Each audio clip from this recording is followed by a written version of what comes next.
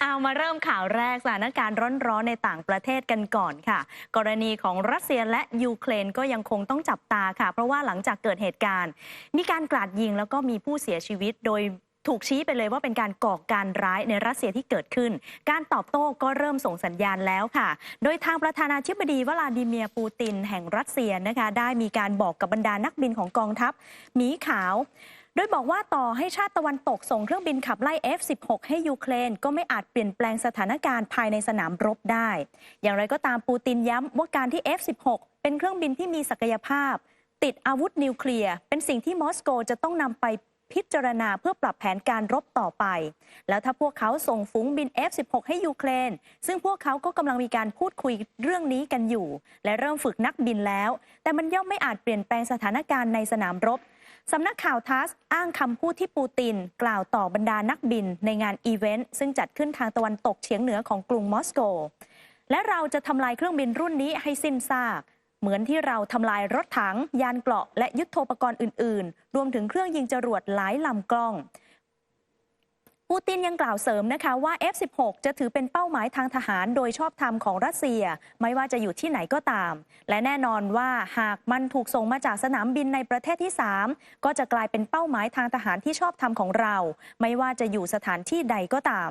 คำพูดของผู้นำรัสเซียมีขึ้นหลังจากที่ดิมิโตร คูเลบารัฐมนตรีกระทรวงการต่างประเทศยูเครนออกมาให้ข้อมูลว่า F-16 กำลังจะถูกส่งมาถึงยูเครนภายในอีกไม่กี่เดือนข้างหน้ายูเครนซึ่งทำสงครามต่อต้านรัสเซียมานานกว่า2 ปีพยายามเรียกร้องมานานหลายเดือนให้ชาติตะวันตกยอมส่งมอบเครื่องบินขับไล่ F-16 ให้พวกเขาเบลเยียมเดนมาร์กนอร์เวย์และเนเธอร์แลนด์เป็นหนึ่งในบางประเทศที่ให้คำมั่นสัญญาว่าจะบริจาค F-16 ให้ยูเครนและยังมีกลุ่มประเทศที่อาสาช่วยฝึกนักบินยูเครนให้สามารถใช้งานเครื่องบินรุ่นนี้ได้ด้วยค่ะประกอบกับทางด้านของสำนักงานข่าวกลางเกาหลีเหนือนะคะหรือว่า KCNA ค่ะที่ถือว่าเป็นกระบอกเสียงของรัฐบาลเกาหลีเหนือออกมารายงานเหมือนกันนะคะบอกว่าในช่วงระหว่าง 25 ถึง 27 มีนาคมที่ผ่านมาค่ะนายเซอร์เกย์ นาริสกินผู้อำนวยการสำนักงานข่าวกรองต่างประเทศหรือว่า SVR ได้เดินทางไปเยือนที่เกาหลีเหนือนะคะโดยที่ทางรายงานของ KCN ได้ระบุบอกว่า KCNA ได้บอกนะคะว่าเจ้าหน้าที่ระดับสูงจากทั้ง2ประเทศหารือเกี่ยวกับการขยายขอบเขตความสัมพันธ์ให้ครอบคลุมในทุกมิติของกิจการข่าวกรองค่ะรวมถึงความเคลื่อนไหวของกองกำลังที่ไม่เป็นมิตรด้วยก็คือใช้ประโยคนี้เลยนะคะว่ากองกำลังที่ไม่เป็นมิตรทั้งนี้สหรัฐและพันธมิตรตะวันตกค่ะใช้มาตรการฝ่ายเดียวในการคว่ำบาตรรัสเซียมาอย่างต่อเนื่องตั้งแต่ที่เริ่มมีสงครามในรัสเซียยูเครนกันตั้งแต่ช่วงปี 65ส่วนเกาหลีเหนือเองก็เผชิญกับมาตรการคว่ำบาตรโดยสหประชาชาติหรือว่า UN รวมถึงจากสหรัฐร่วมกับพันธมิตรที่ต้องการให้รัฐบาลเกาหลีเหนือได้ยุติโครงการพัฒนาอาวุธแล้วค่ะโดยที่ตัวของนายคิมจองอึนผู้นำสูงสุดของเกาหลีเหนือไปเยือนรัสเซียเมื่อกันยายนปีที่แล้วนะคะรวมถึงได้หารือกับประชาชนรวมถึงขออภัยค่ะหารือกับทางด้านของประธานาธิบดีวลาดิเมียร์ปูตินท่ามกลางการจับตาอย่างใกล้ชิดของฝ่ายตะวันตกว่ารัฐบาลเกาหลีเหนือได้มอบความช่วยเหลือด้านอาวุธให้กับรัฐบาลรัสเซียเพื่อที่จะนำไปใช้ในสงครามยูเครนด้วยหรือไม่เพราะมีรายงานข่าวออกมาแบบนี้ค่ะก็เลยทำให้ทางด้านของรัสเซียเองเนี่ยเหมือนว่าก็มีการรายงานว่าเนี่ยมีการส่งคนที่เป็นถึงผู้อำนวยการสำนักงานข่าวกรองเนี่ยไปที่เกาหลีเหนือนะก็เลยยิ่งทำให้ยูเครนช่วงนี้รู้สึกใจตุ๊บๆต่อมๆว่าสรุปแล้วจะมีอะไรหรือเปล่านะคะและก็คือเรื่องของเกาหลีใต้นะคะที่ตอนนี้เนี่ยก็มีการเริ่มหาเสียงกันอย่างเป็นทางการแล้วนะคะในช่วงวานนี้โดยที่จะมีการเลือกตั้งกันในเกาหลีใต้ในวันที่10 เมษายนนี้ค่ะโดยที่2 พรรคหลักตอนนี้ขับเคี่ยวกันอย่างดุเดือดนะคะแล้วก็มี1 พรรคใหม่ที่เข้ามาร่วมหาเสียงในครั้งนี้ด้วยโดยที่เมื่อวานนี้นะคะถือว่าเป็นวันแรกของการเปิดฉากหาเสียงอย่างเป็นทางการค่ะแล้วก็จะใช้เวลาเพียงแค่2 สัปดาห์เท่านั้นนะคะเพราะว่าเดี๋ยวจะเลือกตั้งกันในวันที่10 เมษายนนี้มีผู้เชี่ยวชาญออกมาระบุนะคะว่าการเลือกตั้งทั่วไปครั้งนี้ค่ะมีความสำคัญมากสำหรับพรรคพลังประชาชนหรือว่า PPP ของประธานาธิบดียุนซอกยอลและหากพรรคฝ่ายค้านรักษาที่นั่งส่วนใหญ่ในสภาไว้ได้อีกเนี่ยเวลาที่เหลืออีก3 ปีของยุนซอกยอลก่อนจะหมดวาระนั้นนะคะจะทำให้ประธานาธิบดียุนซอกยอลอาจตกอยู่ในสภาพที่เป็นผู้นำเป็ดง่อยคำนี้ก็คือเหมือนว่า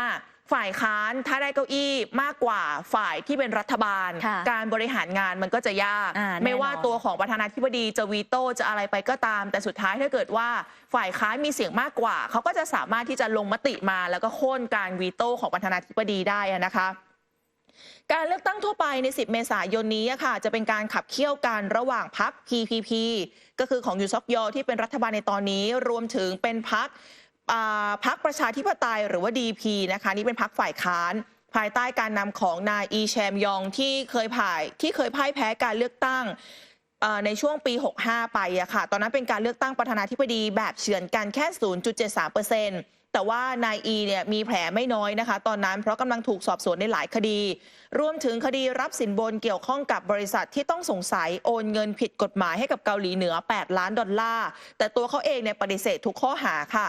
ขณะที่พรรคที่ 3พรรคนวัตกรรมเกาหลีที่เพิ่งตั้งใหม่ของนายโชกุกอดีตรัฐมนตรียุติธรรมก็มีคะแนนนิยมเพิ่มขึ้นในระยะหลังเหมือนกันถึงแม้ว่าเขาจะอยู่ระหว่างอุทธรณ์โทษจำคุก2 ปีในฐานปลอมเอกสารช่วยลูกสาวเข้ามหาวิทยาลัยชั้นนำนะคะ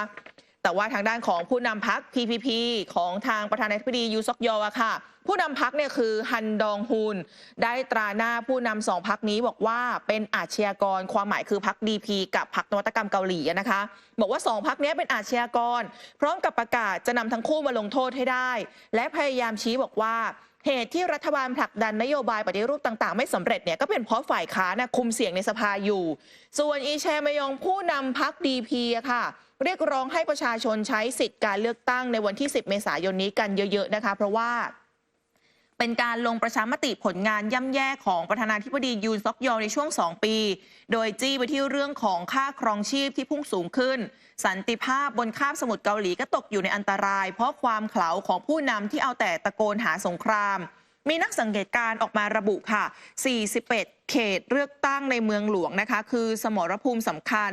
จากสถิติพบว่าผลเลือกตั้งในโซลจะเป็นภาพสะท้อนผลเลือกตั้งทั้งประเทศในการเลือกตั้งครั้งก่อนปี 2563 ตอนนั้นพรรค DP ที่เป็นรัฐบาลในตอนนั้นนะคะชนะ 41 เขตจาก 49 เขตส่วนพรรค PPP ได้มาแค่ 8 ที่นั่งสุดท้ายเป็นพรรค DP ที่ชนะเลือกตั้งถล่มทลายกวาดไป180 ที่นั่งจากทั้งหมด300 ที่นั่งซึ่งนี่ก็หมายความว่าพื้นที่ไข่แดงที่จะเป็นพื้นที่สำคัญหลักเนี่ยก็คือจะอยู่ใน48 เขตเลือกตั้งในเมืองหลวงคือในกรุงโซลนะคะที่ถือว่าจะเป็นจุดสมรภูมิสำคัญทีนี้ถ้าเกิดสมมติว่าใน48 เขตนี้ใครพรรคไหนได้คะแนนมากกว่าก็ถือว่าน่าจะพอมีสิทธิ์ที่จะได้เสียงมากสุดในสภาตอนนี้นะคะค่ะแหมบรรยากาศการหาเสียงดุเดือดนะมีเวลาเพียง2 สัปดาห์เท่านั้นนะคะอยู่ที่กรุงโซลเกาหลีใต้ค่ะแต่ว่าอีกสถานการณ์หนึ่งที่เกิดควบคู่กันไปนี่เป็นความเดือดร้อนของประชาชนในบ้านเขาค่ะเพราะว่าคนขับรถมาร่วมสนับสนุนท็อปนิวส์นำเสนอความจริงได้แล้ววันนี้เพียงกดปุ่ม Super Thanks แล้วเลือกจำนวนเงินตามที่ต้องการได้เลยครับขอบคุณครับ